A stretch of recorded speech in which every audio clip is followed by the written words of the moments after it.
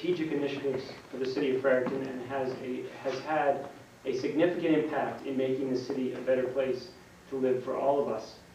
As most of you know, Don and his wife Colleen recently suffered one of life's greatest tragedies through the loss of their son Mike.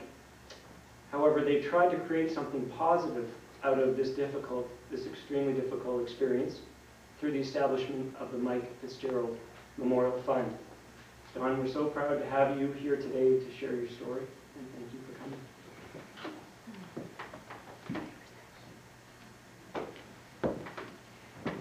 coming. It's a hot, sticky afternoon, so I'll try and be as short as possible. When I got an email from Cindy, she asked me if I could come here and speak today, asked if Colleen or I could. And Colleen's traveling on business, that's why you got me. To talk about our philanthropic activities and why we chose the Fredericton Community Foundation to do that. And boy, I got to tell you, I pushed the chair right away from my desk.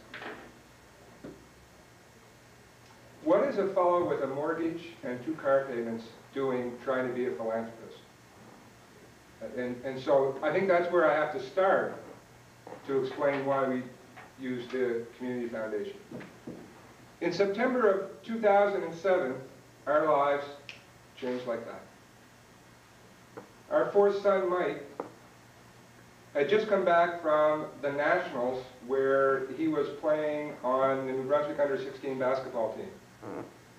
He took care of himself, he watched what he ate, and he worked out, and he was in better shape than anybody in this room.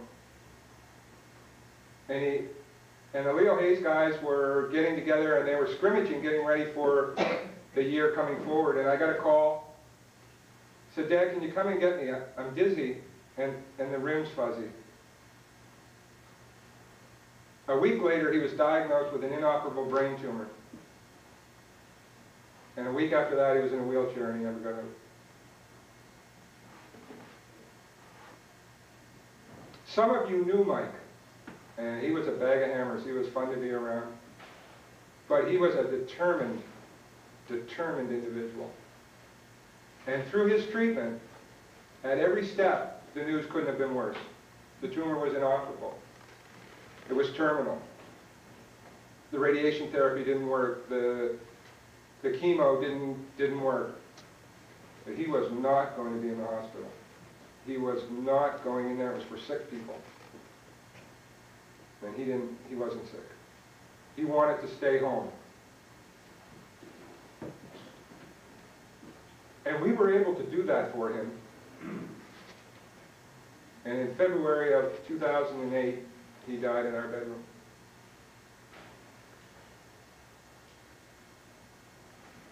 I don't know how we did that for Mike, looking back. I do know that food was delivered, our laundry was done, the lawn was mowed, the driveway was plowed.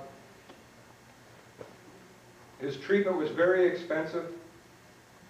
I never had to give it a thought. We were able to focus solely on Mike, and it was because this is a unique and special place. I can't, whatever we considered just showed up. And as Mike's condition changed, we had to reorganize our house several times. A fully articulated hospital bed showed up. I mean, that's just one thing. During that time, Colleen and I are both from Halifax. We sat down one night, one of the kids was, or a couple of the high school kids were in sitting with Mike. She looked at me and she said, "I'll never call Halifax home again." She hasn't, she won't, neither will I. In my job, I'm all about local ownership and control. And when Mike passed, I wanted to make sure that some of that expression of appreciation for the life that he lived and the number of people that he touched, and the compassion for us as a family, we want to make sure that it went to work here in Fredericton. There are a lot of good causes that are run in Toronto and Montreal, the Brain Tumor Foundation, but Mike was a Fredericton kid.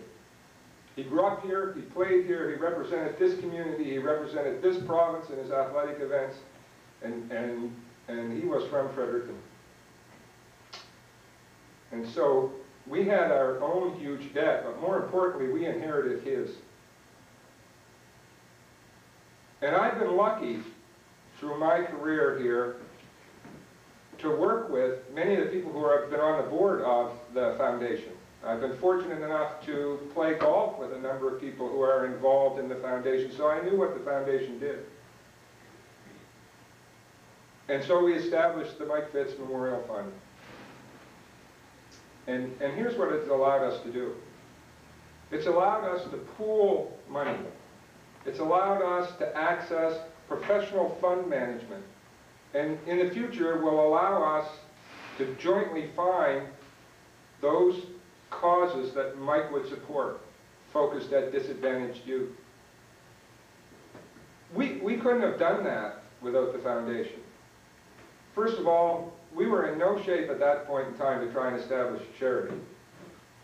We had no network of support or access to professional fund management for what started off as small amounts. It wouldn't have happened without the foundation. And so I want to end where I began. I guess we are philanthropists, but only because the foundation is here. And it's part of what makes this so unique, so special, a place that Mike loved, and a place that we will always call home. We are so thankful to all of you for what you've done and what you will allow us to do in the future, that no talk and no words can adequately express that. I want to thank you all. I want to thank the people over the last 52 years who got the foundation to where it is, and I want to encourage the people who will take it the next 52 years. Thank you very much.